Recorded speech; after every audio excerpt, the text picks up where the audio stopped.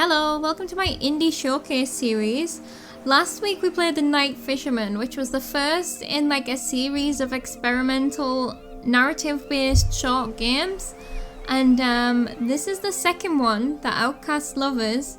So I am going to... We kind of have a bit more of an idea what to expect now. So I'm going to play this one and see what this was like, because the other one was like very tense, I found. I was like... Yeah. Obviously it's dealing with serious subject matter. I'm not sure what this one is actually going to be about, so let's do it.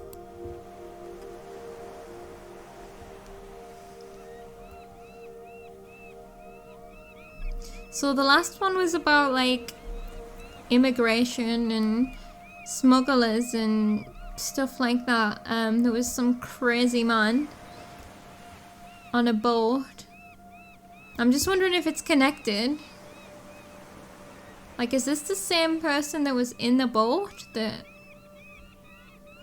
If so, they did a good job at staying alive. But I'm not sure if it's supposed to be like a continuous story, or if they're all kind of Mary off screen, or if they're all like independent. So off screen, you're speeding. Ola. Shoot. Oh, did you hear about Liv's uncle? Stupid bastard was drunk cycling again in high speed. What's the story? So he swerves his bike off Promenade Hill for some reason, hits the seawall dead on. He's flung over the handlebars right into the high tide. Oh shit. Yep, flew straight in, knocked his head on a rock, almost drowned. He's lucky to have survived, it sounds. Damn, is he alright? He was. When he got to the hospital on the mainland, they checked his records. Turns out, he was German, no visa. Doctors called immigration, but the EPG got him first. Now he's gone. No. Hippocratic oath? More like hypocrite oath. Who are we talking about? Somebody's uncle there. Ola, look out. Yeah, holy fuck. What just happened?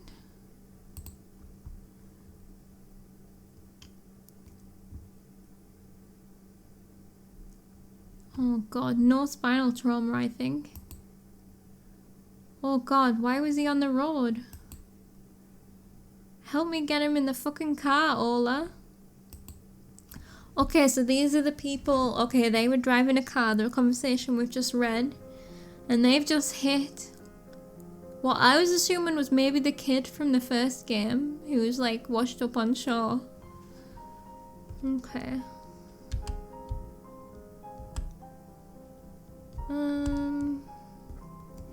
So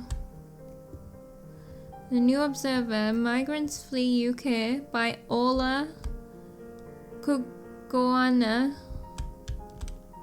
Okay, so they're a journalist. Channel Island Echo, local hero doctor returns. I'm starving. Why hasn't anyone worked the fields? Beats me. And they're all in there.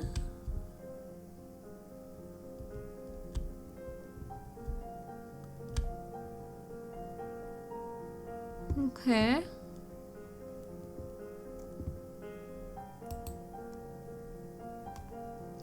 You are Ola, a retired cartoonist. Okay. You watch the boy set down his knife and fork, the plate in front of him emptied. He draws his arms back inside the blanket given to him by Mary, your partner. He takes a few glances around your cluttered home, then seems to lose focus, staring idly forwards, lost in thought. Oops, I'm pressing things off the screen all the time. You feel terrible about hitting him with your car. What are you thinking? You sigh. Let's have a look at the camera angles.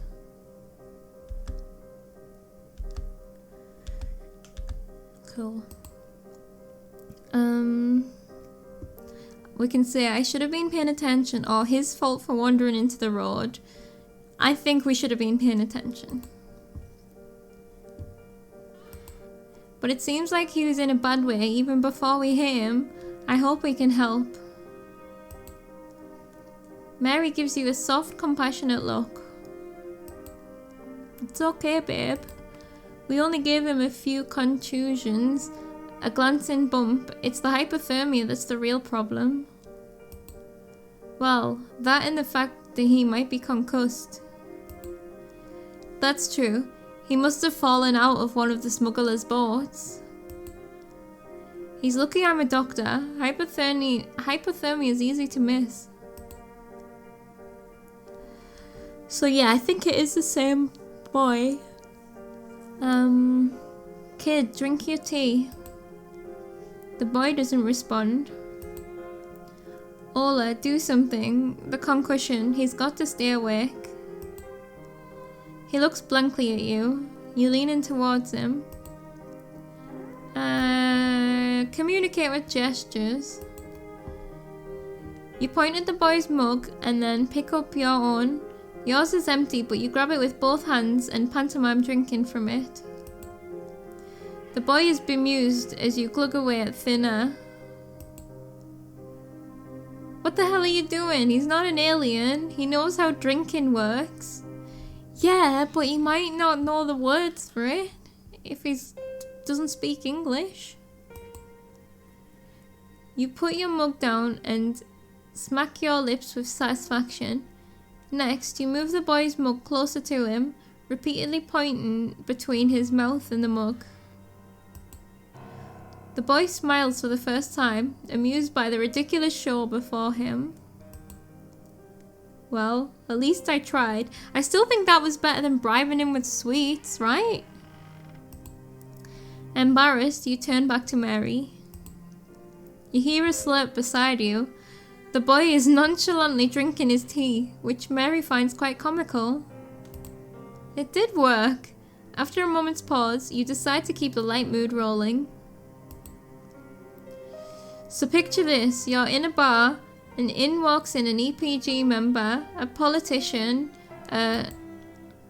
oh my fucking Christ, don't bring those racist bastards up. We've already had enough of a hard time this evening. Yeah, Ola, like, read the room. It's insane that they even factor into this shit.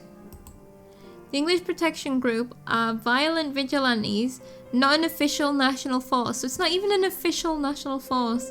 How are they tolerated? It makes no sense. Probably because the government will let them do it, because they're doing a job that they secretly want doing, but they don't want to take responsibility for it. So they pretend that it's not actually allowed. But immigration enforcement just allow it. They allow... Oh, sorry. That was a big yawn. They allow dickhead armed thugs to do their job for them. Then whatever leftover migrants the EPG passes them, they just take into custody. Fucking half a job. Even then, I read the other day they're just held in immigration enforcement facilities for God knows how long until they decide to deport them. Half of them don't even end up in the right country. Mary looks at the boy. If he went into their care now, he'd not come out until they deem him an adult, at which point they'd ship him off to fucking wherever. How did it get to this? Mary falls quiet, having run out of steam. So where actually are we? I was just trying to tell a joke, man. Sheesh. You both laugh and the tension dissipates. I was gonna say, cause like, yeah, maybe just don't even talk about them. You check on the boy. He seems oddly unfazed by Mary's diatribe. I don't know what that word is. I'm sorry, love. Go on then. Tell your joke. Don't feel like it now. Oh, there's someone outside. No, come on. I'm sorry. Please. The moment's passed. Hola. Fine. Tell a different joke. I'll tell a different one. Oh, we're still bringing up the EPG? What's the EPG's favourite Disney song? I just can't wait to be king? That's good, but no. Tell me. Put that thing back where it came from, also help me. What's that from? And what is it about? I don't know that song. Jeez, Ola, dark. The kid's right here. Yeah, I don't find it so much of a joke. You both giggle like much younger women, and surprisingly, the boy is also laughing. That's it. Put that thing. You repeat the punchline, trying to keep the kid laughing. Does he understand? The boy's laughter fades away and yours follows. Can you understand us, little guy? Nod if you understand. His gaze returns to his lap, unresponsive again. What are we gonna do with him? I don't know. He walked straight out of the ocean in the middle of the night with no English and a handful of European coins in his pocket and nobody else around. I'm pretty sure we were right to avoid the hospital and the EPG. Yes, but we should take him to the police. It's not as if the kid's gonna press charges for the fender bender. You and me are all clear. The facilities aren't so bad. They keep him safe from the EPG once he's in the system. Would it not be the same system though? Surely... Oh no, the EPG are the unofficial ones, right? Yeah. For now, he'd be there a long while. Oh, I'm sorry, I'm all yawning today. And who knows what nut job we'll have in office next. Well, yeah. Assuming nothing too drastic changes, he'd be safe though. Behind bars? This isn't like you, Mary. Where's the woman who thinks doctors who ring immigration are hypocrites? This is a child, Ola. He's too fragile to go his own way. If we take him directly to the police, we can at least make sure he's provided for and safe. What other choice do we have? Look online for strangers who might take him in? Ola gestures around the room. She wants to keep him? He might like to stay here. The boy shrinks a little as both of you eye him. Ola, be serious. We don't know jack shit about kids. We made that choice 20 years ago. I mean, but there's pictures all over the house with kids. It's not like we can ask him, and we need to decide this as soon as possible before we're guilty of hiding a migrant. He'd be in constant danger from the EPG here. It's not like we get visitors. We live in the furthest arse end of nowhere and we're already outcasts. This is a huge commitment you're talking about. There's a system in place for people like him to be looked after, fed, protected. Listen to yourself, the system. The system would have him in a fluorescent lit prison with 50 other kids for years. Ola, this is a child. It's years of our life. A total overhaul of our day-to-day. We're getting old. They're getting closer, man. Someone's getting closer outside. They can't be looking for him. Oh god, I don't like this. But he'd be with real people, not social workers. Have a family, even if not his own. Or at least stay free in case his real one shows up. In constant danger of being discovered and going to that fluorescent lit room anyway. Or worse, but with two of us now in jail. Oh. They've turned their torches off? Oh, I don't like it. You look at the boy. He looks small and a little fearful. Your raised voices seem to have put him on edge. Fine. We'll let the system deal with him. Mary, I'm begging. Handing him in is wrong. Oh, I have to choose. Oh, no, not again. So, again, I don't know where I stand because I don't know what the deal with the system is. Like, she's describing it like a prison, but is it a prison? Or is, like, actually gonna get killed if the EPD find him? So, like, like, to protect him and ourselves, we should probably let the system deal with him. But I don't even know where we are right now. And like she said, he'd be there for years, and by then, at least that's a chance for the country to turn around. Keeping him here seems really like it is like just a massive life change and a massive responsibility.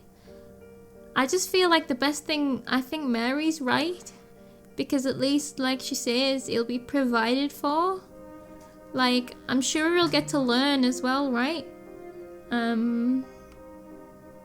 His family is not gonna find him with us, like, but I don't understand how the people outside are, like, finding him. I'm gonna go with my gut again. And I don't like it. But fine, we'll let the system deal with him. Oh, who cares about freedom, about having a home? You just don't want a kid around. That's more important to you than this boy's life. Don't just make it, like, so simple. It's not that simple. Oh, fuck you. I've done my part for kids like him. I went overseas. I treated them. I saw things I'll never unsee. And I paid taxes into systems to support him. It's not my fault they're shit. We vote for them to get better. We have done for years. Oh, so doctors who ring immigration are hypocrites, but it's fine when you do it because you pay your taxes? Hola. Here, he'd lose his goddamn life. This isn't our fight, it's futile. We've done enough, there's no obligation to bear this burden ourselves. Don't let him hear you calling him a burden.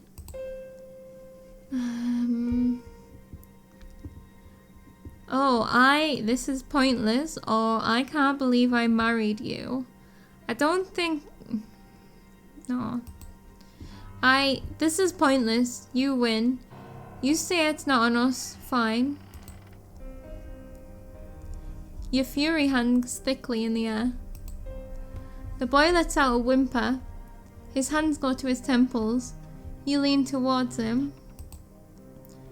What's wrong, little guy? Did we upset you? I'm sorry. You raise his chin. He has his eyes closed and his face looks pained, as if he might start crying. He rubs at his head. I think he has a headache. A concussion? Don't let him doze off. Time for some bedtime music. Don't, I hate that stuff. Oh god, I don't give a fuck right now, Mary. Oh.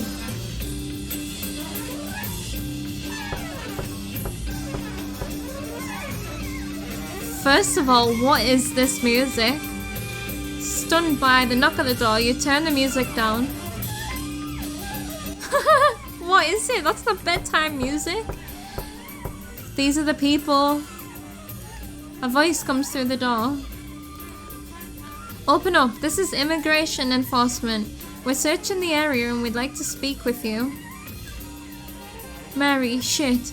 How did they get here so fast? Mary shrugs. The boy looks scared. You walk over to the door. I think we need to hide the boy. Open up. I'm not sure about this. Let the Oh, Mary, I'm not sure about this. Or let the officers in. Oh, another choice.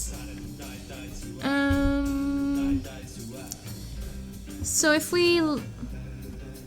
Are we hiding him though? Mary, I'm not sure. This is the real immigration people, right? This isn't the EPD.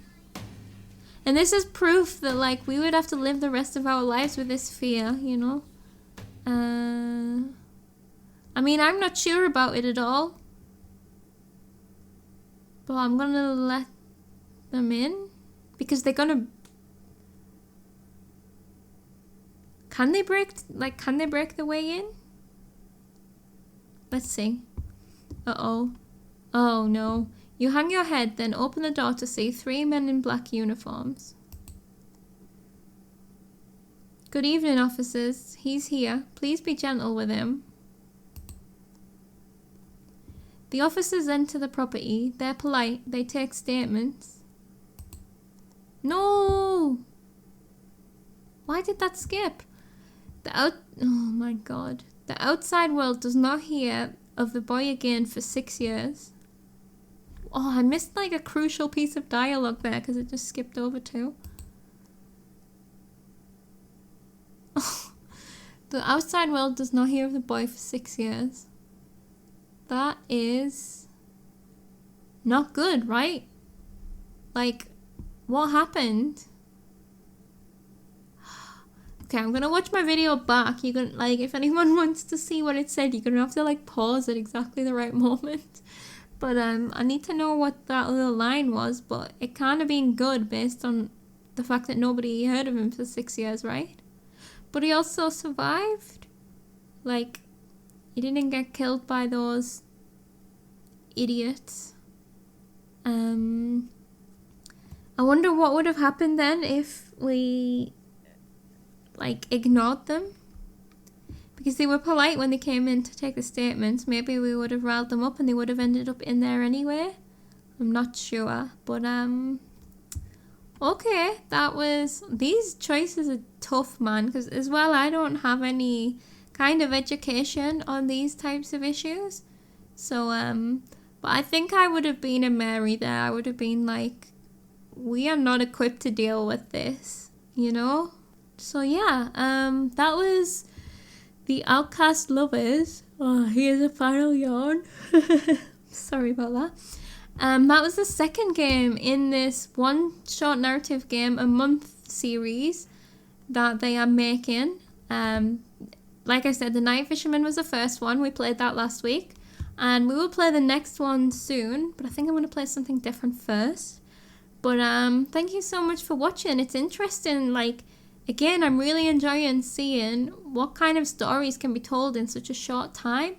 And they really do, like, set the scene and, like, create an atmosphere. And, like, every game has done a good job at that so far. It's really, really fascinating.